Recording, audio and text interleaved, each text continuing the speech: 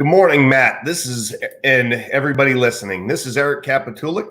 I'm the founder and CEO of the program. As many of the listeners know, the program is a team building and leadership development company.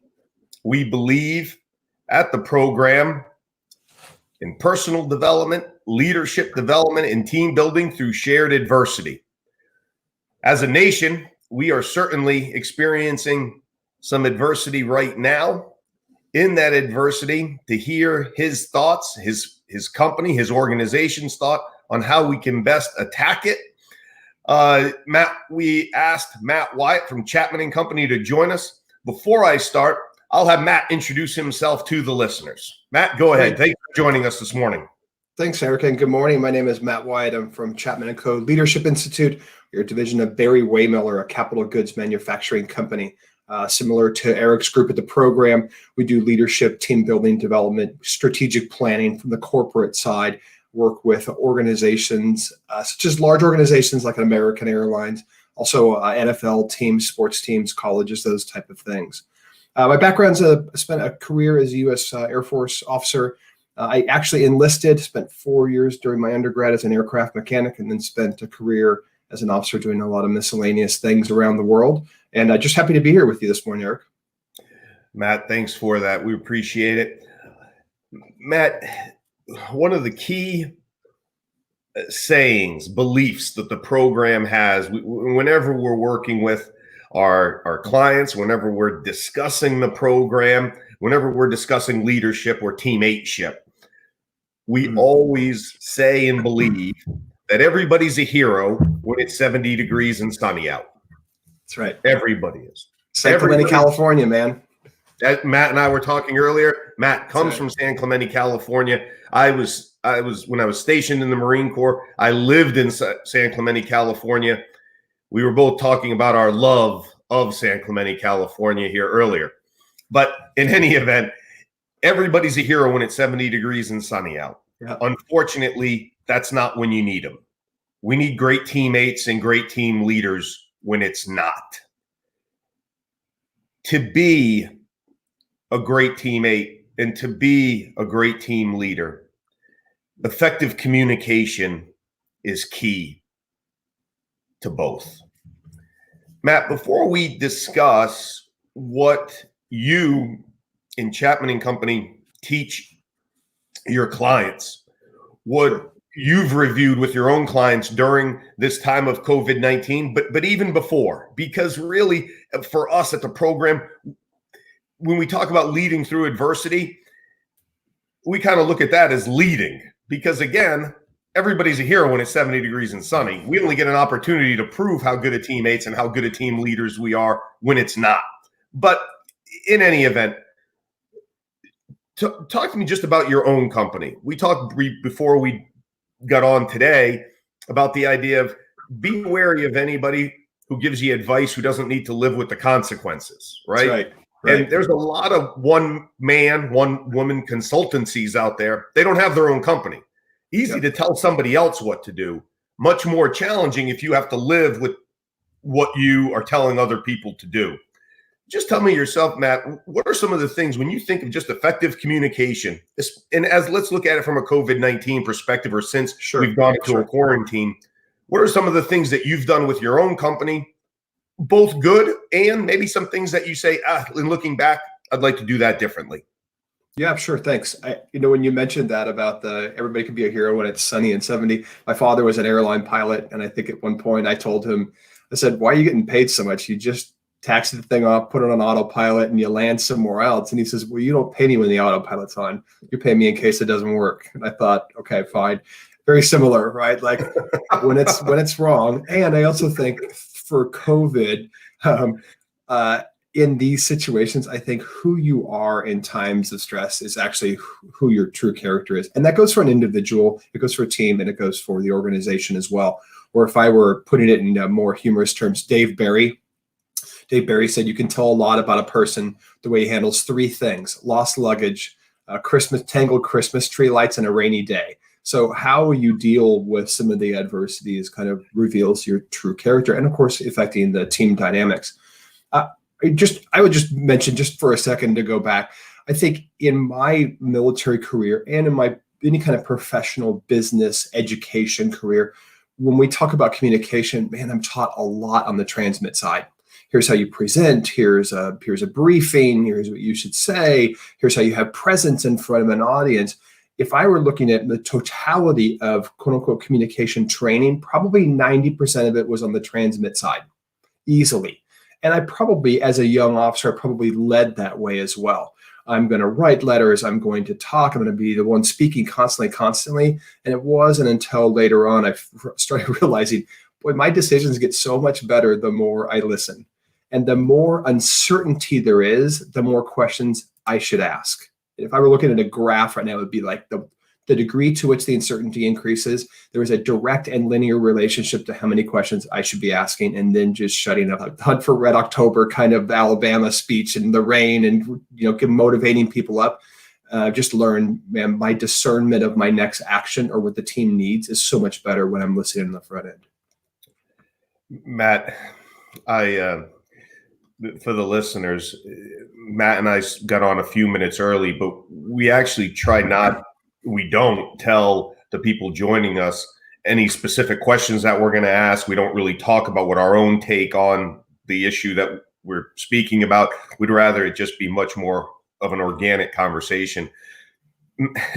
Matt, one of the things coming into it's like a circus without nets, right? That's right. That's right.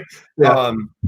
One of the things that I said, hey, I'm going to let Matt talk about effective communication and what we should be doing. And I'm sure, like everybody, we're going to talk about be transparent, communicate, et cetera, et cetera. So what I'm going to talk about today instead, and I have it written down right here on my notepad. I don't know if people can see this. Listen to understand. That was going to be my take. So good. I think we'll make the 30-minute time block now, because you just took exactly what I was going to speak on. But Matt, it's something that I have to tell myself often as a leader.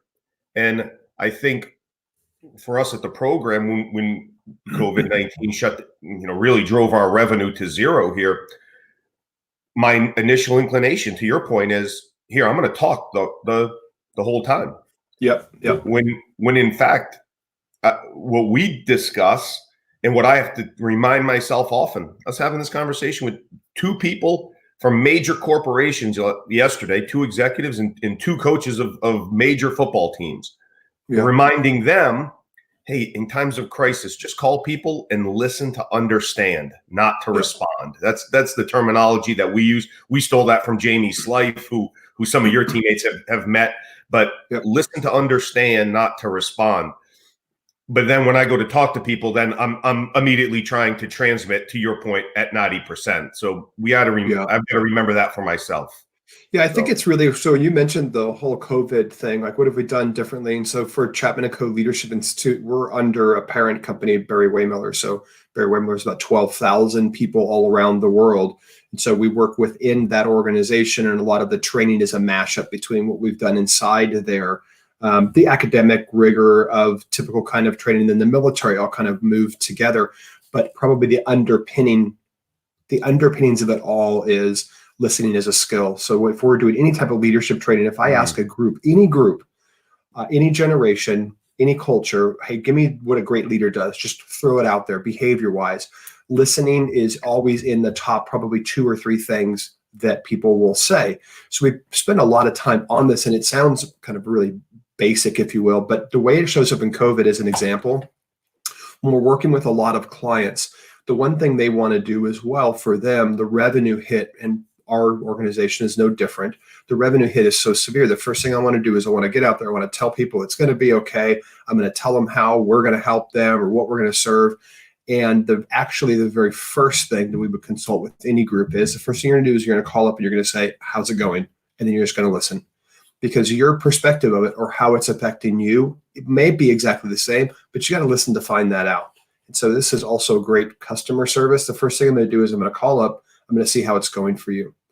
We had a vendor call us and just started talking to us about, well, here's what we see and here's what I think you should do. And you're like, I just lost 98% of my revenue overnight, and you're telling me I need to invest in this and do all this. Like you haven't even asked for my perspective.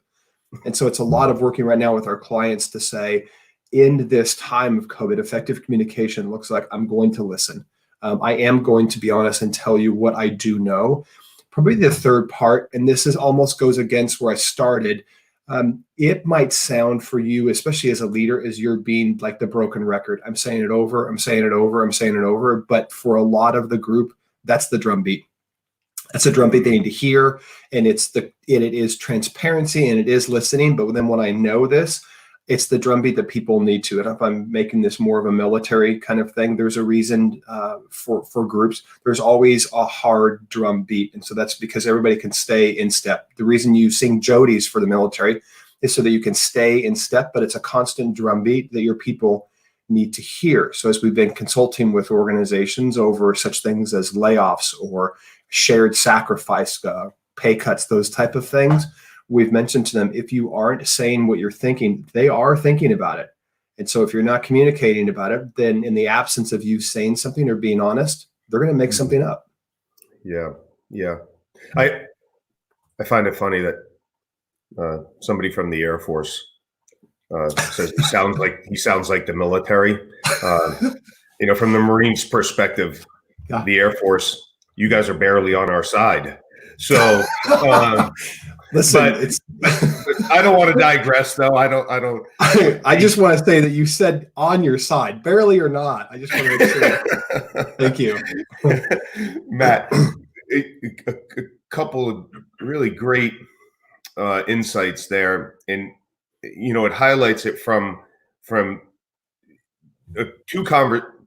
I've probably had 1,000 conversations over the last week, right? Yeah. Not 1,000. I've had 100 conversations. I've probably made 1,000 phone calls. I've had 100 conversations, and let me share with you two things to highlight your point about how's it going for you. Yep. First, let me talk about a major college football team that I was speaking to 2 days ago, and one of the things that their head coach talked about to me was, Cap, he said, with some of our guys, they're at home and they've got weights in their gym. They've got weights in their garage. Yeah. They wake up in the morning, their mom's making them breakfast for them. They're hanging out. They'll do their classes. They'll go to the gym in their garage, put their stereo on. And that's their experience for COVID-19. I've got other guys on my team who they wake up in the morning and the first thing they have to do is go make breakfast for their family. I'm doing a Zoom call with them, and the guy can't sit there because he's watching his two little brothers and sisters. Yep. Very different experience. But COVID-19, very different experience of how this quarantine is affecting both. Take that from the corporate side, as you and I were discussing. Okay, Eric Capitulic. Well, I've got a wife upstairs. I've got two beautiful young children. We live on a farm here. I got 100 acres around me. I go outside and we're into a state park. We go fishing at my own pond over here. Yeah. Then we get on webinars or Zoom calls with clients, and you see, and that's a lot of people. We're married. We've got our kids. You get on other calls, and a lot of their folks are single, and they're living in 500 square foot apartments in New York City, and they're in quarantine. Very different experience for both groups. And asking that question of just how is it going? Yep. You're going to get a very different response from both. Not only with your clients, but on members of your own team. Let me ask you a question, Matt, for you, because if we're going to go down this thread, if we're going to continue the thread about listening to understand, and in the importance of, hey, how's it going? Well, how's it going is a question. Are there other questions that you feel will drive or at least allow a better ability for you as a leader, or just take it from a teammate perspective? Because we always look at this as, hey, team leader, call your people. Boy, just as effective is, hey, teammate, call a fellow teammate and ask them how they're doing. Yep. Are there any certain questions that you think are important or that we could use as leaders or as teammates when communicating with the rest of our team? Yeah, I'll break this down just really quick on the front end of this, and because I think sometimes people will have conversations about listening, and they'll say, "Oh yeah, I got it. That's wow, that's really something new." The science behind the listening is really fascinating. Your mind can process words at about 450 words every minute. The average speaker right now, I'm probably a little bit fast, but it's around 150 words per minute. That means about 75% of your mental capacity is doing other things, where you just have all this extra capacity. The act of listening, while it seems extremely passive, takes a lot of energy and focus, literally almost like meditation, to take the 75% of the other capacity that I have and just focus on what the other person is saying. There are three types of questions if I was to just bucket them out. One is closed questions. Hey, did you like the show that Eric hosted with Matt on? That's a yes or no. Hey, Matt, he was pretty great, right? I'm leading the witness, and you literally have to disagree with me before someone would say that. So that's the leading question. The third question, and the one that I want to stay in if I want to listen to understand, is an open-ended question. How's it going? What are your concerns? How could this idea be better? What opportunities does COVID present for you? Where you think the options are right now? How can I help? All of these are open-ended. It allows the other person who's talking, allows them to think, and allows them to give themselves better information, but also you as a leader, as a team member, gives you better information as well. I don't think anybody disagrees that the people closest to the work have some of the best ideas. Well, this gets their ideas out for you. When you look at COVID real quick if you're looking at a technical challenge or an adaptive challenge, COVID creates this. In the military, you would call it VUCA or an adaptive issue. Adaptive challenges are not usually solved by authority or experience because the experience doesn't actually apply sometimes, or the technical ability doesn't apply. Adaptive challenges are fixed by people closest to the problems. So when I'm calling and putting somebody and I want to listen or I want to listen to understand, I'm going to ask very, very open-ended questions that leads to more information. Sorry, there was a long answer, but I was trying to kind of break that down, especially in the types of questions people might ask. Yeah. As you're discussing it, I'm thinking about conversations with our children. As you saying, how was your day today? Good. What was good about it? Okay. Good talk, right? Instead of, tell me one thing you learned today. Type of thing. Matt, I also like the fact well, let me talk about this first now, and then we're going to go back to something you had said earlier. First, when we talked about the questions, one of the things I thought that was interesting was you said one of those questions would be, hey, what are the opportunities here for us? Yep. We feel as well, I feel so passionate, really. We have such conviction that in any great adversity, there's also great opportunity. There's also great danger. It's a very fine line as to which it's going to be. If this is going to ultimately be dangerous for us, or if ultimately it's going to be opportunity for us. Sure.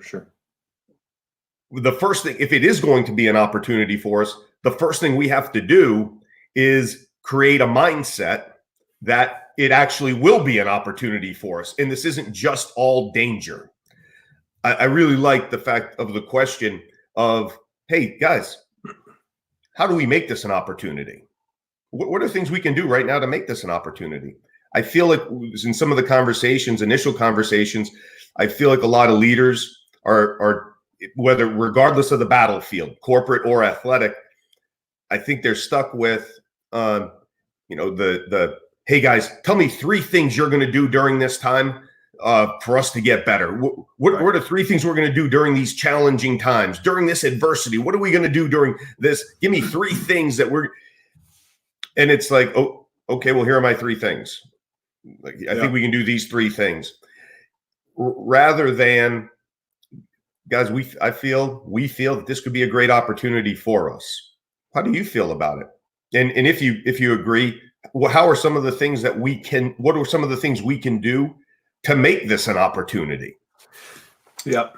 And one of those things, just dovetailing back into the commentary on adaptive challenges, one of the things that I can frame that in is to say, what problems do you see your clients facing?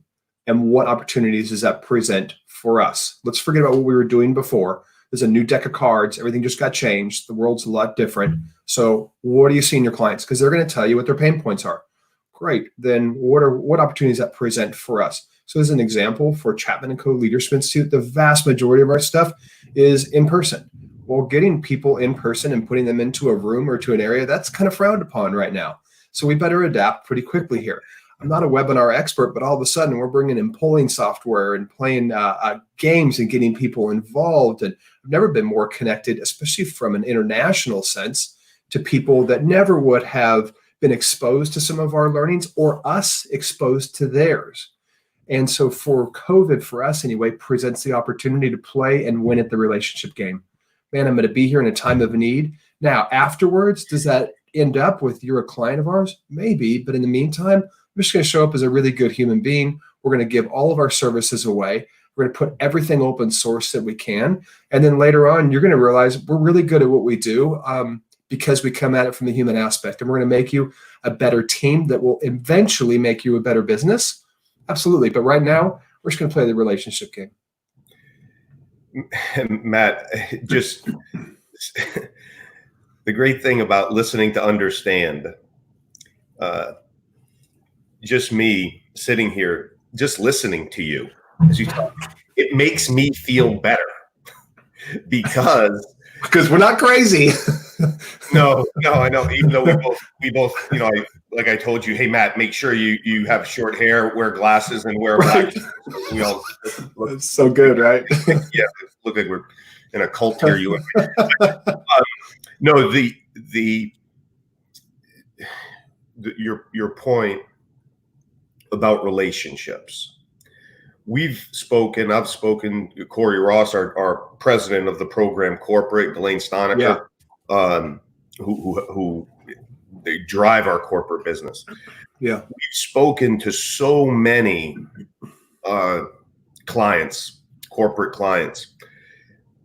We talk to college coaches, pro coaches, and not all, but many are talking, let's do some finance firms, are talking about, hey, look, create these products right now. Go out and try to sell these products right now.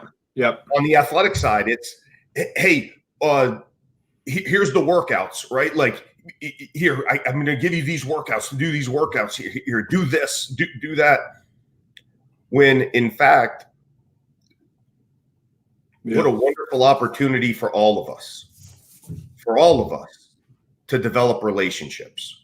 We can either, Matt, we've done the same thing at the program for what it's worth. We've decided, look, everything's going to be done virtually. We're going to give it all away at no charge. And the reason why, getting back to what we started this conversation off with, everybody's a hero when it's 70 degrees and sunny out. Unfortunately, that's not when you need them. We need great teammates and great team leaders when it's not. This is a wonderful opportunity for us. It's a wonderful opportunity for you at Chapman Company. It's a wonderful opportunity for your clients, as it is ours, that this is a great opportunity to prove just how great a teammates and great a team leaders we are. Yep. If that ends up in the future leading to business, well, maybe it will, maybe it won't. But I know that throughout my own life, the thing that I'm most grateful for are the relationships that I have. And the better job that we can do developing those relationships, not just in COVID-19, but at any point, that ends up being very beneficial. It's been very beneficial for me on a personal level. It's even that much more beneficial when you talk about, as a company and as an organization. You have to make a concerted effort, though, to develop those relationships, to not just be selling a product and trying to pick up scraps, which, quite frankly, Matt, a couple bucks here, a couple bucks there. If it continues a year from now, we're going to be in the next Great Depression and everybody's going to be out of business. So right. instead, let's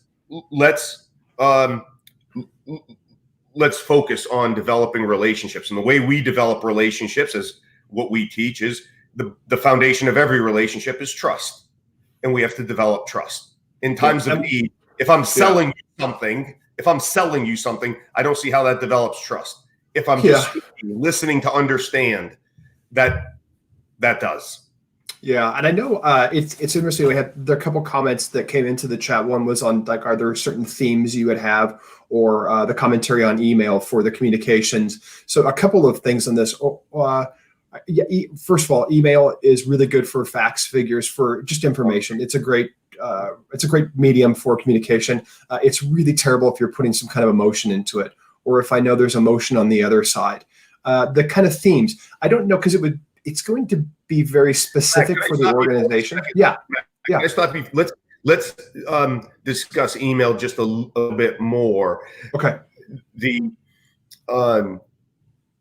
Because getting back to a point that you had made earlier about, hey, we can communicate wonderfully here across offices, et cetera, all of the other things. I was speaking to a firm yesterday, has offices in Boston, in Chicago, in LA, in London, and in Singapore. And our point is, hey, look, guys, we're not in separate offices. In fact, we're all in the same office right now. We all happen to be separated, but it's all the same office here, right? Yeah. And what are some things when you talk about email during these times? How should we look at, well, what should I send on email? What should I just call people and discuss with them? Yeah, no, good. Email, really, like I mentioned, really great facts, figures, information, pre-reads. I need to get somebody spun up on some type of information I want them to digest and think about factually beforehand. We highly recommend, especially in these times. And this is probably not controversial, but just playing with the words. I know we've accepted the word social distancing. What we actually need is physical distance from a safety perspective, but I actually don't want to be socially distant from you. In fact, I want to increase my social connection to you. It just has to be virtually in this case. Virtual meetings. One is tell everyone to go on video. Video is a huge one. The mind can process visual information much faster than you can take it in of somebody speaking. It also allows for storytelling, where humans are just hardwired to listen to stories. And watching someone, I can pick up on all the nonverbal cues as well. It's much more difficult to pick that up in a voice. And so if I'm going to have a meeting, and we have a regular drumbeat. So for us, it's an 8:30 meeting every morning. It's on video for everyone, if possible. If it's too large, then I'm going to go at least that the leader is on video all the time. I don't care what you're looking like. I don't care what your backdrop is. I don't care if you have a green screen. Have some authenticity. Put yourself on video. For really large groups, the utilization of a chat room, it can be really effective. People are literally putting in what they're talking about. And so from anything being emotional, anything being here's a change where we're going to, I advocate for being on that video. To keep people engaged, I'm asking a lot of questions. I'm asking to put something in the chat room. I'm not just transmitting at them for the whole specified time. I also set some boundaries. It says the meeting starts at this time. It absolutely 100% ends at this time, so you can leave at that time. The last part I would say is putting some structure around it. Yeah. At your point, because I think we read somewhere that 80% of how we communicate is nonverbal. So by having video in conjunction with voice, to your point, you're picking up on 80% of what the person is saying is in fact not just the words coming out of their mouth, but it's also their body language as they're saying it. And to your point, you're listening to understand as you're communicating that by picking up on those nonverbal communication, the nonverbal communication that your team is presenting to you. And for those people that are listening that are more science-based, when you think about this, why do you smile at a baby? Why do you put your face so close to a baby? Why do you use the inflection points when you're talking to a young child? We were born hardwired with nonverbal communication. And no one ever told me or the baby that smiling is happy or that I should speak in a high-pitched voice, or that I should put my face close to them. It's because babies' eyesight aren't very good. That's why we put our face really close. The smile, we're literally hardwired in nonverbal communication. All we did later on in life is we layered on a language so that I can speak to it. But my nonverbals, I'm never off. I'm never not transmitting that constantly. And so the nonverbal piece, and so that's why the video for a lot of these meetings virtually. Yeah, thank you for that. Now, we were discussing earlier about certain themes as a leader. Coach Cash asks about thoughts on this, about what themes as a leader would you push as a leader in times like this? Speaking to my captains, what am I encouraging them to focus on with their teammates? I feel like there's a joke in this about, well, you should tell them to wash their hands, but maybe it's too soon for that kind of stuff. So, okay, for the themes, this is, I actually picked this up from a big marketing group that was a client of ours that did this. They were going through a lot of change. They had a lot of young, new hires, and they had some more veteran talent as well. And they developed a process, and this was their theme, not talking about it, but they used a construct to bring information and communication faster and better, especially as they were changing really quick and pivoting their business. It's called Ask Why, Tell Why. The agreement is in the organization that if you don't understand the context of why we're doing something, or you don't understand the idea behind it, your role, especially as a younger person or somebody not in the know, your job is to ask why. For someone who's making the decision, or perhaps you're in more of a senior position, your job is to tell why. So they even had these coffee mugs made in this, and it became t-shirts when it was Ask Why, Tell Why was the format they used. I'm not sure that that's necessarily a theme, because I could go down the road of, oh, I need you to be transparent. Let's tell people what the information is. I think that's all true as well. But Ask Why, Tell Why works really well when there's a lot of change going on. The organization is pivoting in a lot of areas, or it allows people to see what you're thinking and your thinking style is for better communication. So that would be my part on that. Yeah.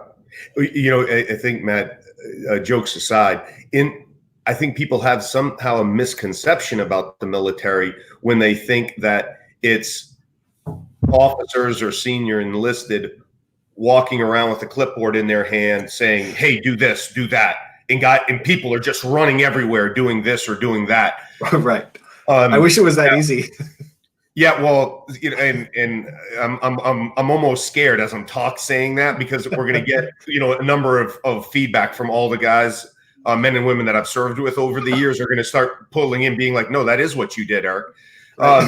So I'm going to try to 8 Mile them here by admitting it. But outside of that, I think the misconception is, here, just do it. Why? Because I said so.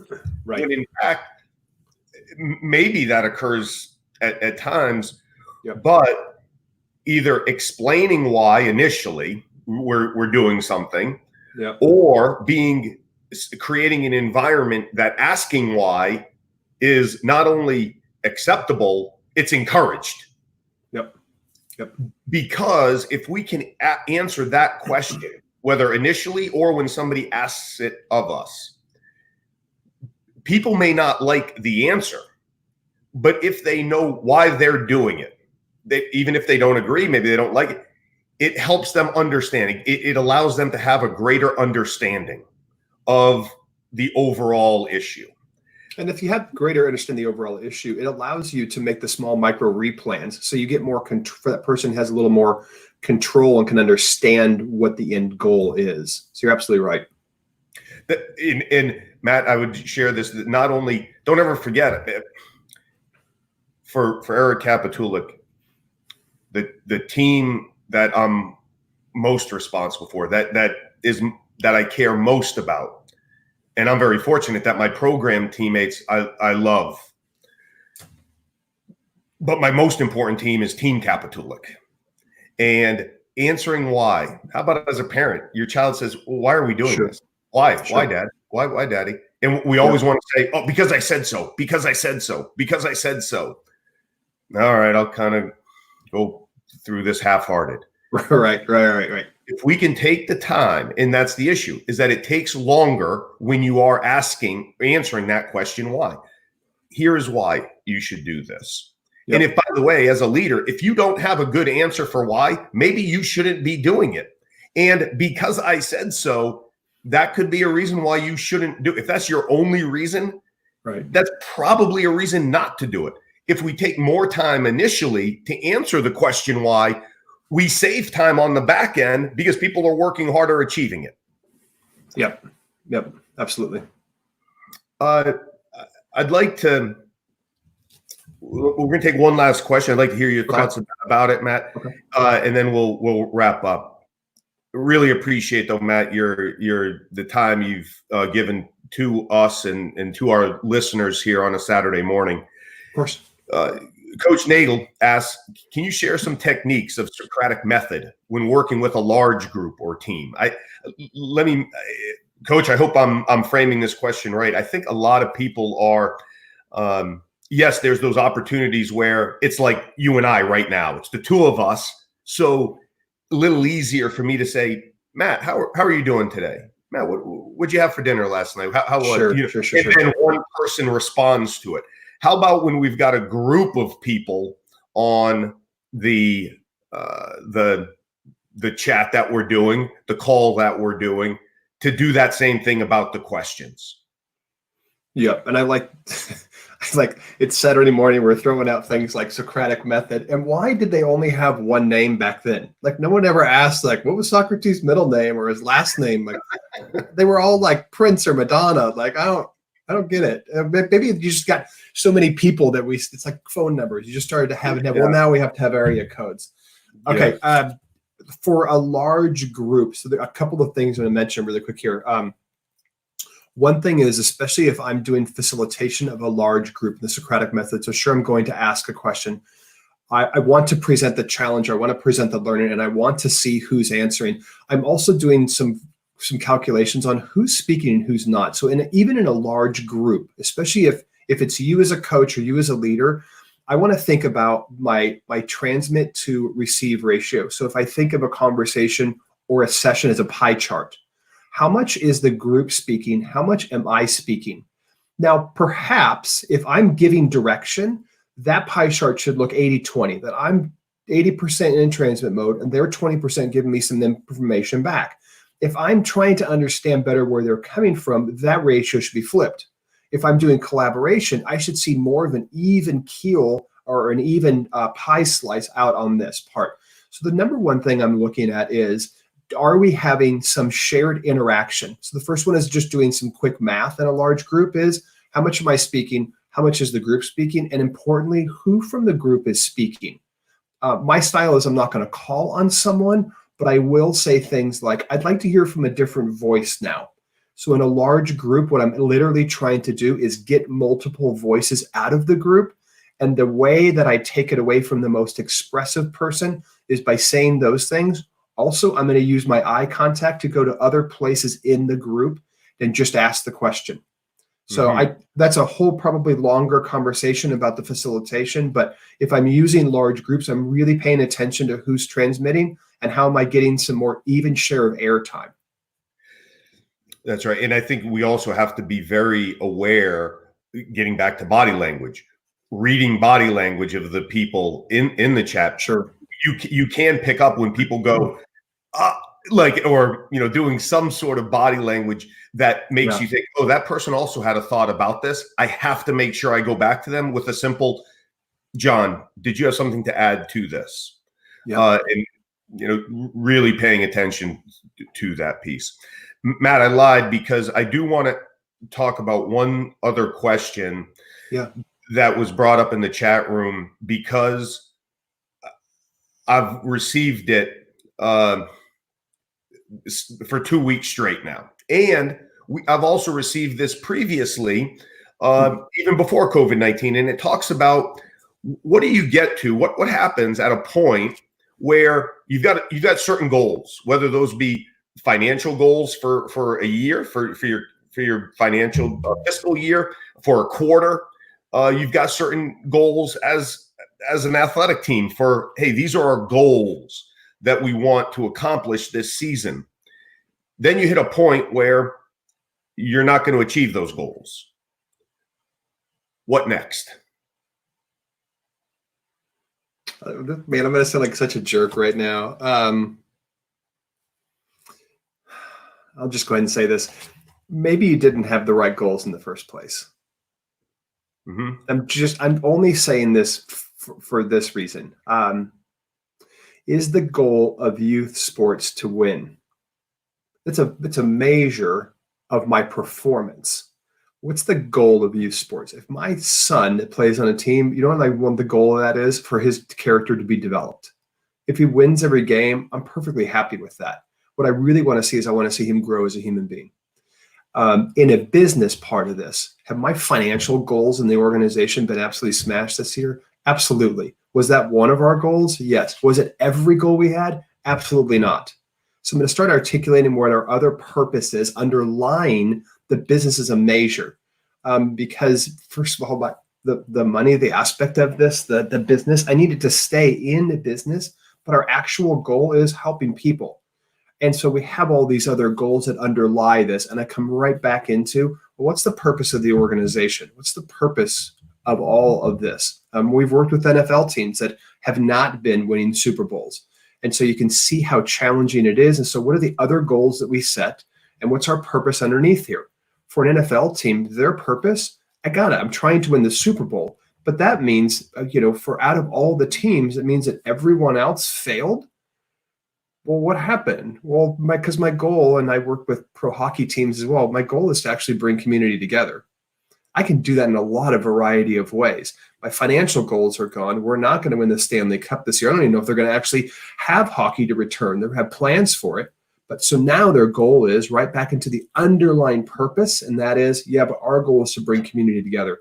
So what are we doing in this time that I can't play hockey? I know it's not a great answer because I think it really depends on each organization, but I really try and go back to what's the purpose and are there other goals that we can set to accomplish that purpose? Yeah. Yeah. By the way, it reminded me when you started talking about hockey because Matt, his company is headquartered in St. Louis. Matt works in St. Louis and is a St. Louis Blues fan. The closest hockey team to me, and I'm good friends with their general manager. They've been clients of ours and, have been a lifelong fan of them is the Boston Bruins. So I really shouldn't have even had you on this conversation. when you talk about, oh my gosh, remind me, who won the Stanley Cup last year? Anyway, I can't remember. I'll look it up. I'll Google it later. Yeah, it's a funny joke, Matt. You're just talking about the fact how my son was crying because of you. So thanks for making him cry. Matt, one of the things that we discuss all the time, and I think that it's something that as an organization, as a family, let's talk about youth sports, but it's the same regardless of the organization.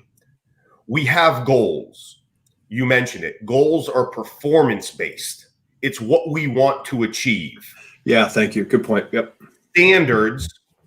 Standards reinforce how we behave. It's how we behave while accomplishing those goals. Are both important?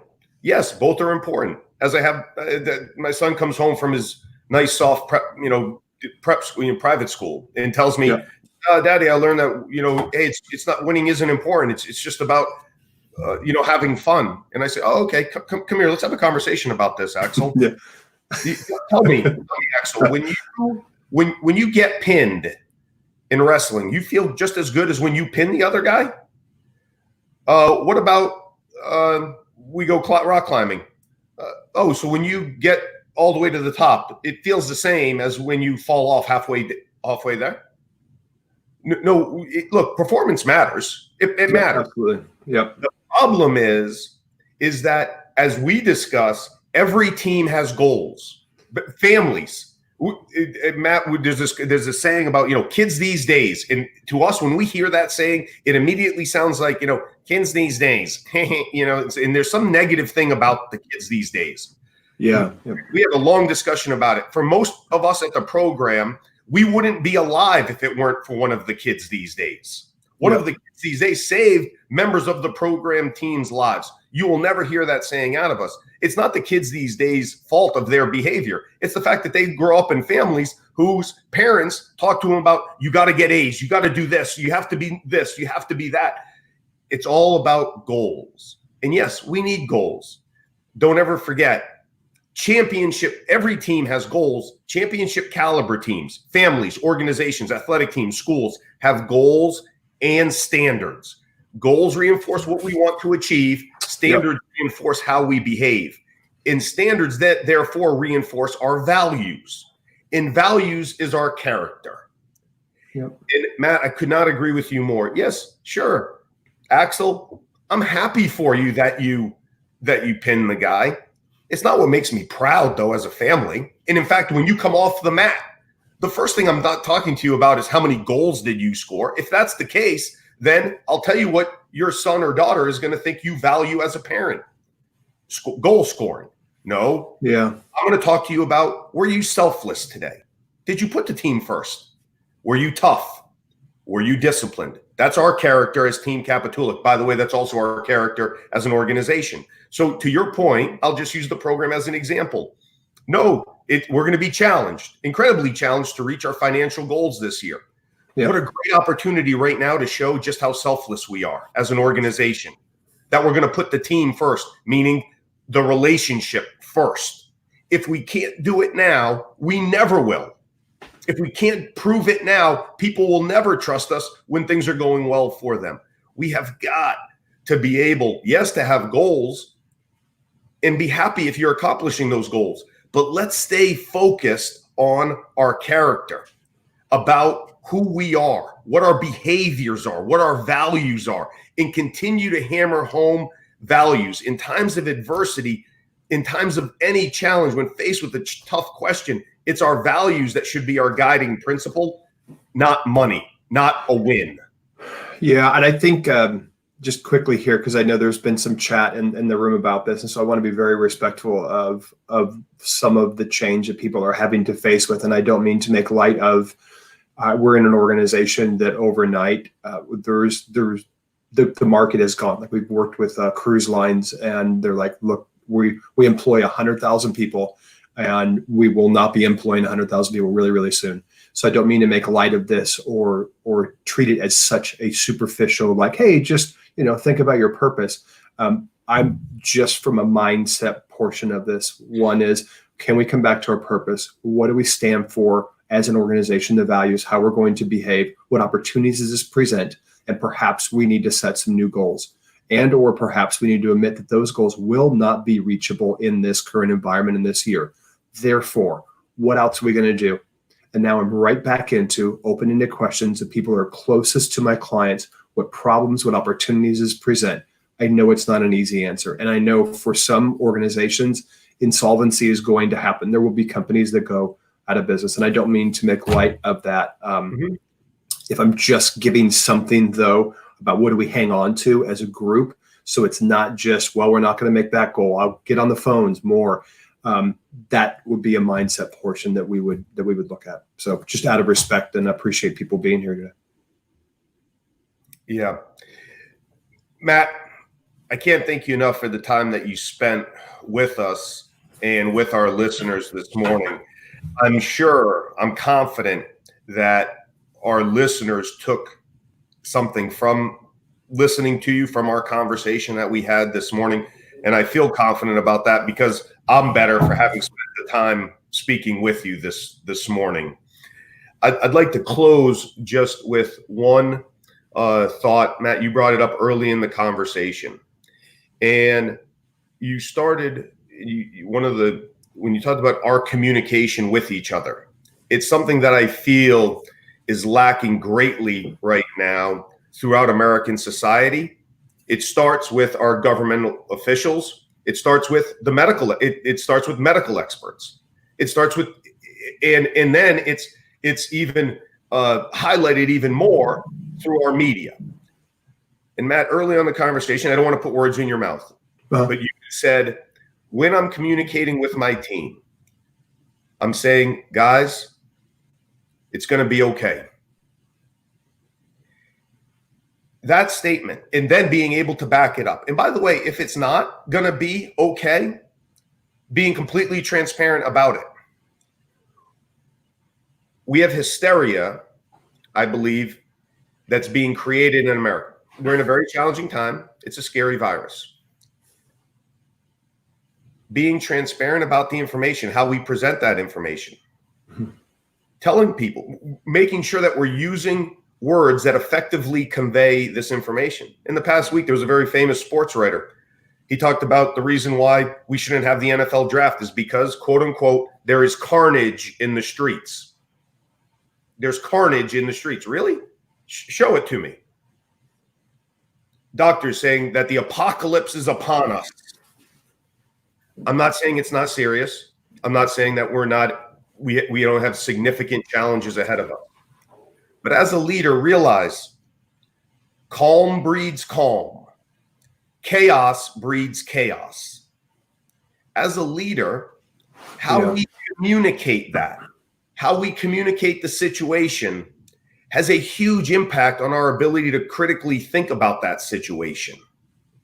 Never forget, calm breeds calm, chaos breeds chaos.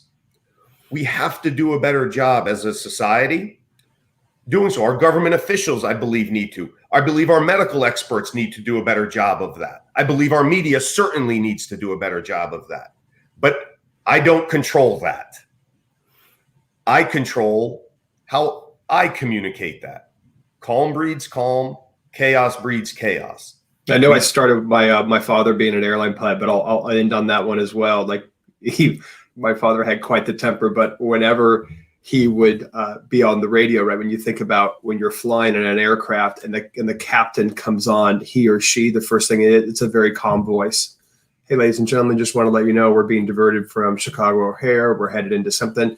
After that mic goes off, I will tell you there's a lot of cussing. There's a lot of yelling. Perhaps it's happening in the flight deck. But as soon as that mic is keyed, in other words, as soon as you are going to present yourself, the calm, even voice. It's why air traffic controllers are saying that in the same exact way. And if they don't know, then we're saying it the same way. You know what? That's a great point. I don't know what that answer is. I'm going to come right back, though, to here's how we're going to get through this and being transparent about it. But calm breeds calm. How many times my teammates at the program in battle, when they're legitimately, not literally, I'm sorry, not figuratively, literally, there is carnage in the streets. There are bombs blowing up everywhere. Men are getting shot and dying next to you. Men and women are getting shot and dying next to you. And if somebody gets on the if somebody gets on the radio and says there's screaming and there's carnage in the streets, we need to. This is the apocalypse that's upon. You are getting fired right then. You will get fired in that moment. Hand the radio to someone else right now. I need to talk to someone who's saying, "Yep." Calm breeds calm. Chaos breeds chaos. As leaders and as teammates, we must remember that always, but even more so in times of adversity. Matt, thank you so much for joining us this morning. For the listeners, we hope you enjoyed today. Any feedback from today's episode, we appreciate. We will be sending a follow-up link that whether it's you or somebody in your organization would like to listen to this recorded version of this, we will be sending out a link to it to make sure that you have it and they have the opportunity to do so. Matt Wyatt, Chapman & Company, great stuff. I got better today listening to understand you, Matt Wyatt. Thank you very much. Thanks, sir. Appreciate it.